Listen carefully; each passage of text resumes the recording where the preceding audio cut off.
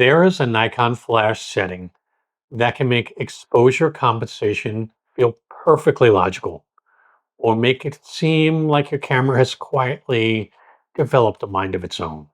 You take a flash photograph, decide the image needs to be a little darker, and subtract exposure compensation.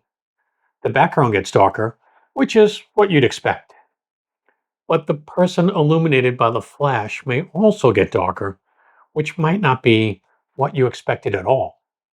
That behavior is controlled by a setting called exposure compensation for flash. And once you understand what it does, balancing flash with the existing light becomes much more predictable. In this video, I'm going to explain the two choices inside this setting, show you how each one changes the relationship between your subject and the background, and then we'll do a live demonstration so you can see the difference instead of trying to decode Nikon menu language like it was transmitted by an alien civilization. As we go through this, I've also created a free downloadable Nikon Z flash setting guide that puts the most important flash settings in one place. So rather than try to remember every menu choice while you're shooting, you can keep the guide on your phone or print it out and use it as a quick reference. I'll remind you where to find it after the demonstration, but the link is already waiting for you in the description. On the Nikon Z, you'll find this menu setting in the Custom Settings menu. Go into the bracketing and flash section and then look for Custom Setting E3, Exposure Compensation for Flash. This setting controls what happens to your flash output when you use the camera's regular exposure compensation control. That distinction is important because exposure compensation and flash compensation are two different controls. Regular exposure compensation tells the camera you want the metered exposure to be brighter or darker than the value it would normally select. Flash compensation tells the flash system that you want more or less light from the flash. Exposure compensation for flash determines whether those two controls stay separate or whether regular exposure compensation also changes the amount of flash illuminating your subject. The first option is entire frame. When entire frame is selected, the camera adjusts both the exposure and the flash level. In other words, regular exposure compensation influences the entire photograph, including the contribution from the flash. Let's say you're photographing a person outdoors using TTL flash.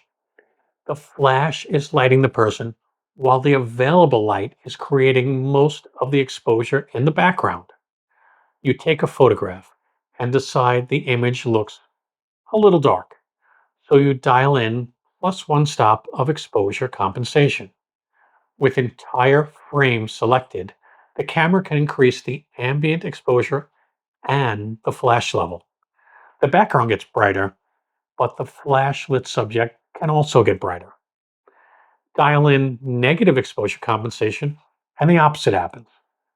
The ambient exposure is reduced, and the flash level is reduced along with it. The camera is treating your adjustment as a request to move the complete photograph brighter or darker. There's nothing wrong with that behavior. In fact, it can be useful when the entire image needs the same general correction. Maybe the camera's metering has been influenced by a bright sky, reflective water, snow, or another large bright area. If the complete frame needs to move together, entire frame can give you that correction with one control. The problem comes when you only want to change the background. Imagine you're photographing someone outdoors at sunset. The TTL flash exposure on their face looks exactly right, but the sky and surrounding landscape are nearly the same brightness as the subject. Instead of standing out, your subject blends into the scene, and the warm colors in the sky don't have the richness or drama you saw with your own eyes. You dial in negative exposure compensation because you want to darken the ambient background, deepen the colors in the sunset, and make the flash lit subject stand out. With entire frame selected, the camera may reduce the ambient exposure, but it can also reduce the flash level. The sunset becomes darker and richer, but your subject becomes darker too. So you may not gain the separation you expected. You can add positive flash compensation to bring the subject back up, but now you're using one control to create the separation and another control to correct the subject. That brings us to the second option, background only.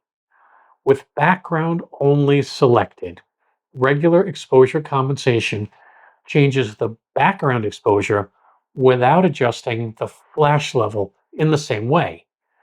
This creates a cleaner division of labor. Exposure compensation handles the ambient background. Flash compensation handles the brightness of the subject being illuminated by the flash. Using that same sunset example, the flashlit person already looks good, but the background is too bright and is competing for attention. With background only selected, you can apply negative exposure compensation to darken the ambient background while keeping the flash on your subject more consistent. The sky and landscape become darker, the sunset colors gain more depth, and the person stands out against the scene. And if the background becomes too dark, you can move exposure compensation in the positive direction without automatically increasing the flash level on a subject who is already properly exposed. That is usually a much easier relationship to manage while you're shooting. One control handles the sunset, the other handles the person. Everyone stays in their own lane, and the camera stops turning a simple adjustment into a committee meeting. Now, there's one practical detail that makes this work much more smoothly. Exposure compensation can only change the ambient exposure through a setting the camera is allowed to control. In aperture priority, the camera may adjust the shutter speed.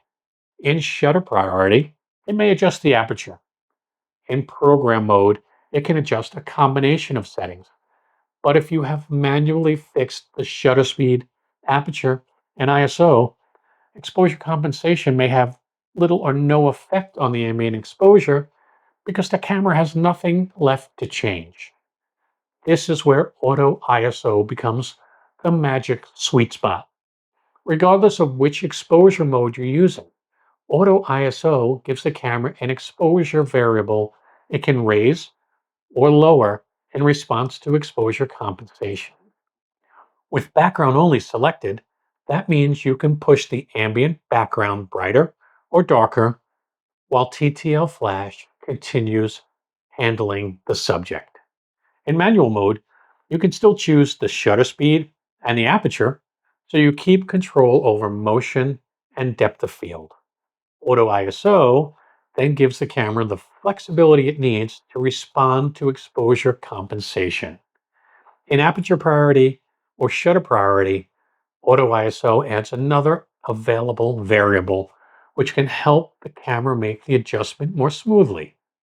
The exact setting the camera changes may differ depending on the exposure mode, but the creative idea stays the same.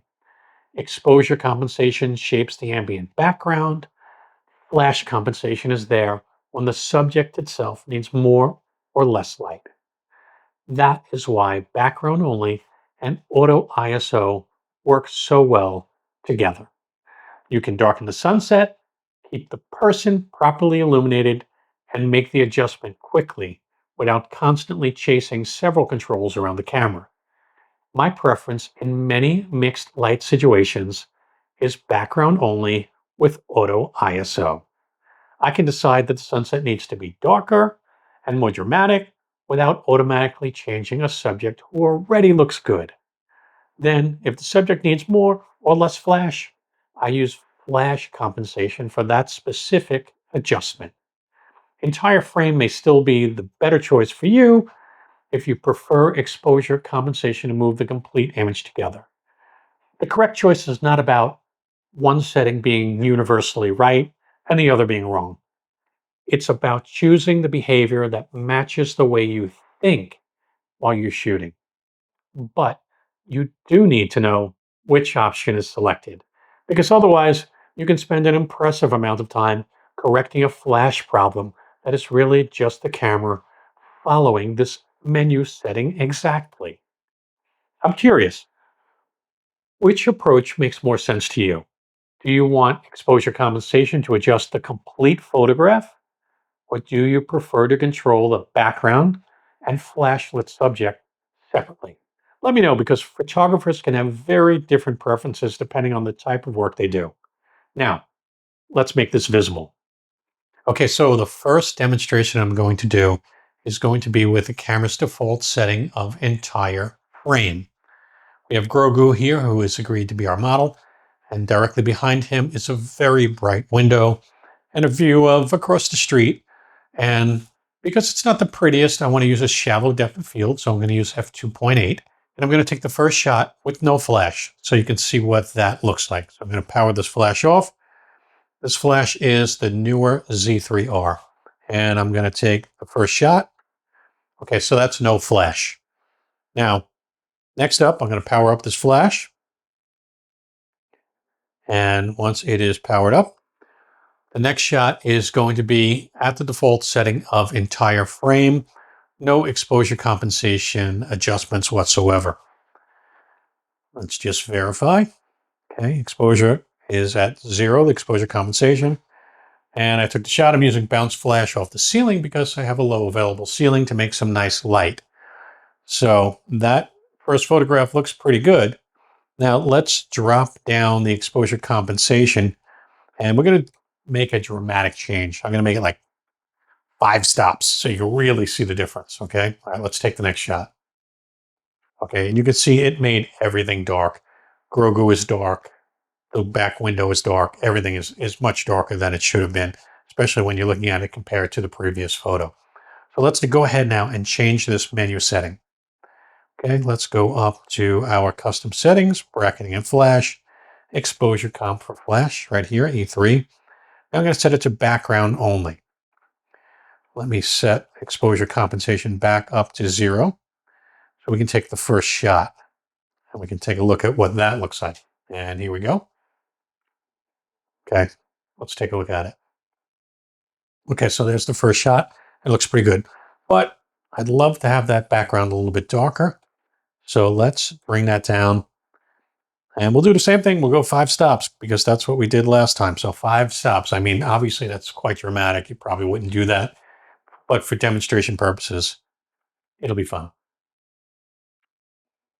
All right, let's compare the two.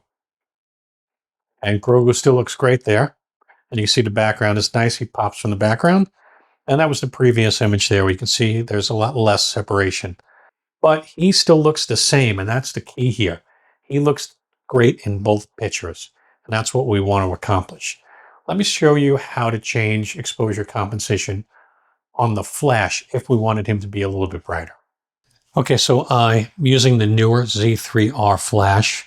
It's got this beautiful touchscreen. So if I wanted to change exposure compensation on the flash compensation, all I'd have to do is just dial that little lever up right there on the touchscreen. And you can see now my flash compensation is now at +2. Normally you would keep it at 0, but there's 0. There we go. But again, if I wanted Grogu to pop a little bit more, let's say we give him 0.7 extra, hit that, and now he's just going to pop a little bit more than the previous shot. And that's how we would adjust flash compensation. Now that you've seen the two options side by side, the difference should be much easier to recognize. Entire frame connects regular exposure compensation to both the ambient exposure and the flash level. Background only lets exposure compensation work on the ambient background while leaving flash compensation available for the subject. And when you combine background only with auto ISO, you get a fast and practical way to control that balance in real time. So when the person looks good but the sunset is too bright, you can darken the background without dragging the subject down with it. To make this easier to set up on your own camera, I've put together a free downloadable Nikon Flash settings guide. It gives you the core settings in one place, so you're not standing in the middle of a shoot, digging through menus while your subject slowly loses faith in the entire process. You'll find a link in the description.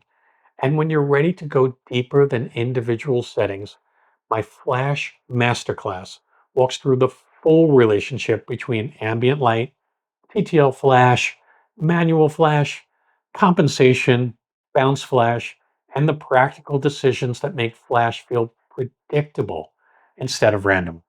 Because once you understand which part of the image each control is changing, you stop guessing and start shaping the photograph on purpose.